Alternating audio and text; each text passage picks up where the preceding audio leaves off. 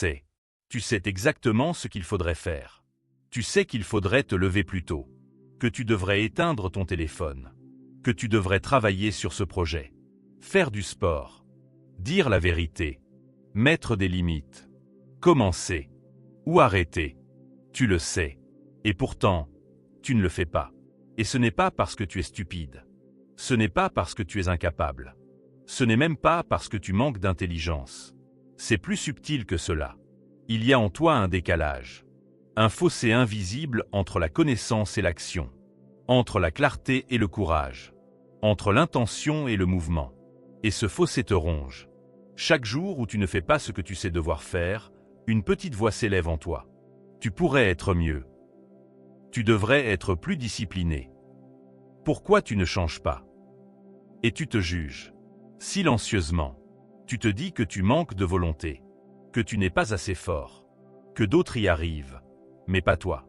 Et c'est là que commence la souffrance. Pas dans l'échec. Mais dans la répétition. Dans cette distance constante entre ce que tu sais et ce que tu fais. Regarde-toi honnêtement. Tu connais déjà les réponses. Tu n'as pas besoin d'une autre vidéo motivationnelle. Tu n'as pas besoin d'un autre livre sur la productivité. Tu n'as pas besoin d'une nouvelle méthode. Tu sais déjà. La question n'est pas « Que dois-je faire ?» La vraie question est « Pourquoi ne le fais-tu pas ?» Ce problème est universel. Il traverse les siècles. Les philosophes de la Grèce antique l'avaient déjà observé. On l'appelait l'acrasia, la faiblesse de la volonté. Savoir ce qui est juste et agir contre. Tu sais que cette relation t'épuise, mais tu restes. Tu sais que ton corps a besoin de mouvement, mais tu repousses. Tu sais que cette habitude te détruit, mais tu recommences. Pourquoi? Parce que l'être humain n'est pas gouverné par la raison seule. Il est gouverné par la peur, par le confort, par l'inertie, par l'illusion de demain. Tu te dis, je commencerai lundi, quand j'aurai plus d'énergie, quand les conditions seront meilleures. Mais la vérité est plus dure. Tu ne changes pas parce que changer implique une perte. Perte de confort, perte d'identité, perte d'ancienne sécurité. Tu préfères la douleur familière à l'inconnu libérateur. Voilà la tragédie humaine. Tu n'es pas bloqué par l'ignorance. Tu es bloqué par la résistance intérieure. Chaque jour, tu négocies avec toi-même. Juste aujourd'hui, je ne le fais pas. Demain sera différent. Mais demain ressemble étrangement à hier.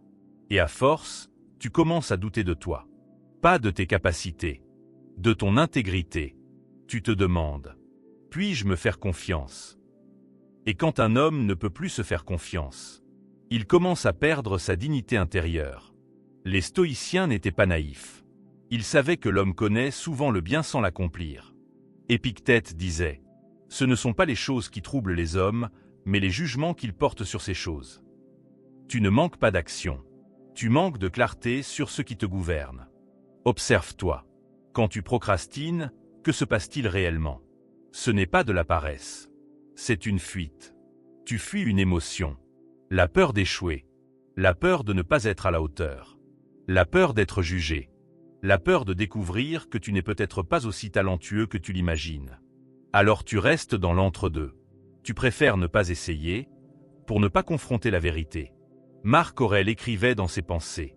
Tu as le pouvoir sur ton esprit, pas sur les événements extérieurs. Réalise cela, et tu trouveras la force. Mais tu fais l'inverse. Tu essaies de contrôler le moment parfait, les conditions idéales, la motivation, alors que la seule chose qui t'appartient réellement, c'est ta décision immédiate. Le stoïcisme ne promet pas la motivation. Il exige la cohérence. Et la cohérence commence par une question simple. Est-ce que je veux être un homme qui agit selon ses valeurs ou selon ses émotions? Tu attends de te sentir prêt. Mais la motivation est une émotion. Et les émotions sont instables. Si tu bases ton action sur ton humeur, ta vie deviendra chaotique. Sénèque disait, « Tant que tu vivras, continue d'apprendre à vivre. » Apprendre à vivre, ce n'est pas accumuler des idées. C'est apprendre à agir malgré l'inconfort. Tu crois que ceux qui réussissent sont plus motivés. Ce n'est pas vrai. Ils sont plus disciplinés. Ils ont compris que l'action précède la clarté. Tu attends d'avoir confiance pour agir. Mais la confiance naît de l'action répétée. Tu attends d'être inspiré pour commencer. Mais l'inspiration vient en marchant. Le problème n'est pas que tu ne sais pas quoi faire. Le problème est que tu attends une émotion favorable. Et la vie ne fonctionne pas ainsi. Écoute bien ceci. Tu n'as pas besoin de transformer ta vie entière. Tu dois seulement reprendre le contrôle du moment présent. Épictète enseignait une distinction fondamentale. Ce qui dépend de toi. Ce qui ne dépend pas de toi. Ce qui dépend de toi. Te lever maintenant. Commencer pendant 5 minutes. Dire non. Éteindre l'écran. Respirer. Écrire une page. Faire une série de pompes. Ce qui ne dépend pas de toi. Le résultat. L'opinion des autres. La perfection. La garantie de succès. Tu bloques parce que tu penses au résultat. Agis pour l'acte lui-même. Marc Aurèle écrivait « Que la tâche présente te suffise. Pas la tâche de demain. Pas la version parfaite. Juste la tâche présente. 5 minutes. Pas plus. » C'est ainsi que l'on reconstruit l'intégrité. Pas par des discours. Par des micro-engagements tenus. Chaque fois que tu fais ce que tu avais décidé de faire, tu te reconstruis. Chaque fois que tu cèdes à l'impulsion, tu t'érodes.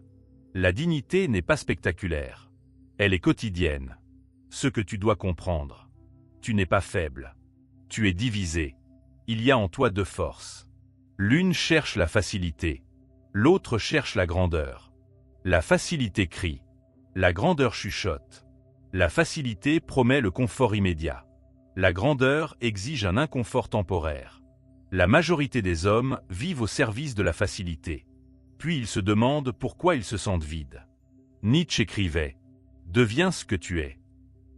Mais devenir demande friction, effort, résistance. Tu veux la paix? Elle ne viendra pas de l'inaction. Elle viendra de l'alignement.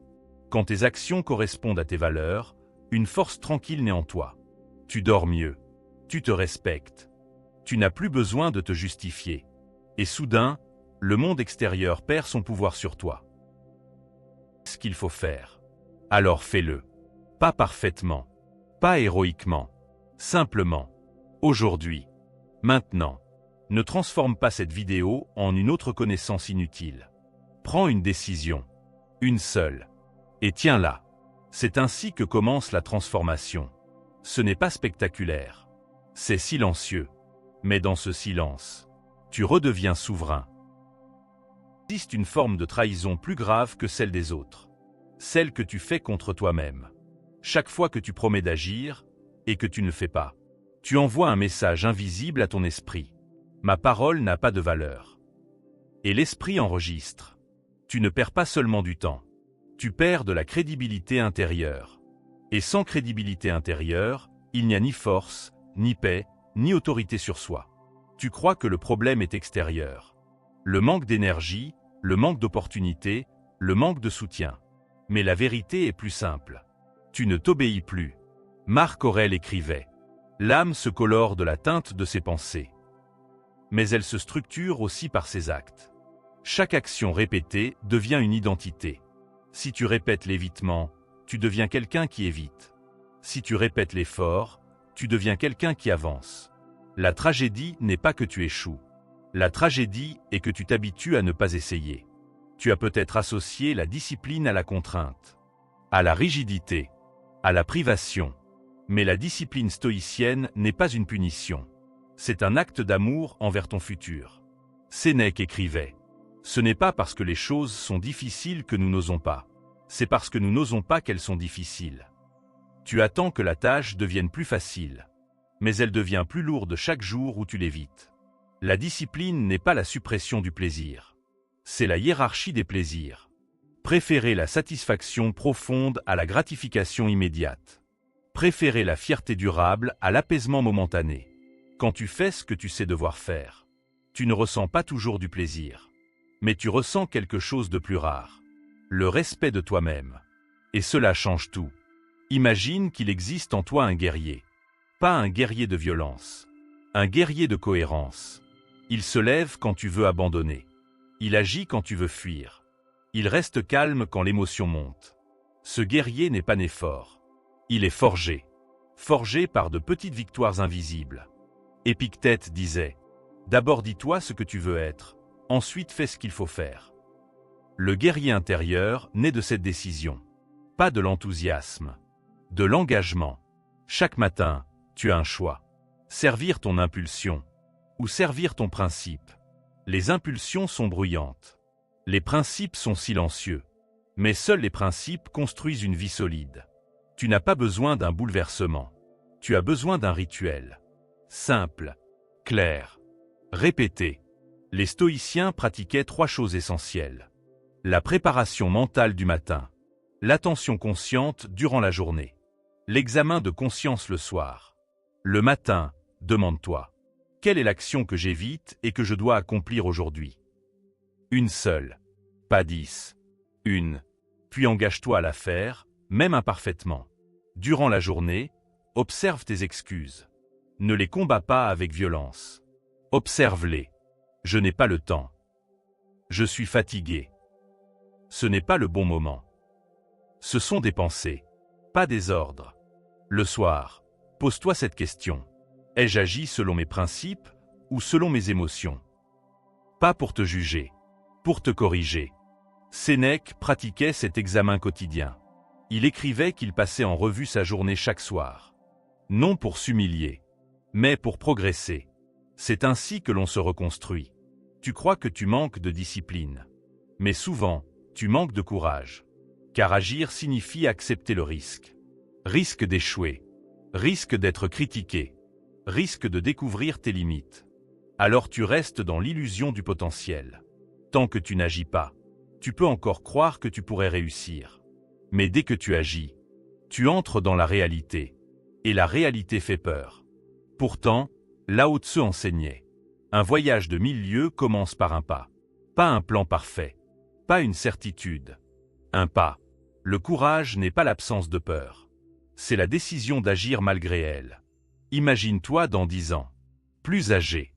Plus lucide. Il te regarde. Et il te pose une question simple. Pourquoi as-tu attendu? Pas pourquoi as-tu échoué. Pourquoi as-tu attendu? Le temps ne ralentit pas pour tes hésitations. Chaque jour où tu ne fais pas ce que tu sais devoir faire est un jour que tu offres à la médiocrité. Ce n'est pas une condamnation. C'est un rappel. La vie est limitée. Marc Aurèle répétait souvent. Tu pourrais quitter la vie maintenant. Que cela détermine ce que tu fais, dis et pense. Ce n'est pas morbide. C'est clarifiant. Quand tu comprends que le temps est précieux, l'excuse perd de son pouvoir. Il existe une paix qui ne dépend ni du succès ni de l'échec. Elle dépend de l'alignement. Quand tu fais ce que tu sais être juste, même si c'est difficile, tu ressens une solidité intérieure, une stabilité, une force tranquille. Tu ne contrôles pas le monde, mais tu te contrôles. Et c'est suffisant. La liberté n'est pas faire ce que tu veux. La liberté est vouloir ce que tu dois faire. C'est cela, la maturité. C'est cela, la souveraineté. Tu sais déjà ce qu'il faut faire. La question est, qui veux-tu être? Celui qui comprend mais n'agit pas? Ou celui qui agit, même quand il ne se sent pas prêt? La transformation ne commence pas par un grand discours. Elle commence par un acte discret. Peut-être après cette vidéo. Peut-être dans 5 minutes. Peut-être maintenant. Ne cherche pas la motivation. Choisis la décision. Ne cherche pas l'émotion. Choisis le principe. Tu n'es pas destiné à être prisonnier de tes impulsions. Tu es destiné à devenir maître de toi-même. Ce combat entre ce que tu sais et ce que tu fais est le champ de bataille de ta dignité. Et chaque jour, tu votes. Par tes actions. Silencieusement. Alors fais en sorte que ton vote corresponde à tes valeurs. Pas pour impressionner le monde. Pour te regarder sans détour. Si ces paroles ont résonné en toi, alors ce n'est pas un hasard. Prends un moment. Réfléchis. Et commence. Si tu veux continuer ce chemin de lucidité et de force intérieure, abonne-toi à Citation Vieux Sage. Aime cette vidéo si elle t'a parlé. Mais surtout, agis. Car la sagesse n'est pas dans ce que tu sais. Elle est dans ce que tu incarnes.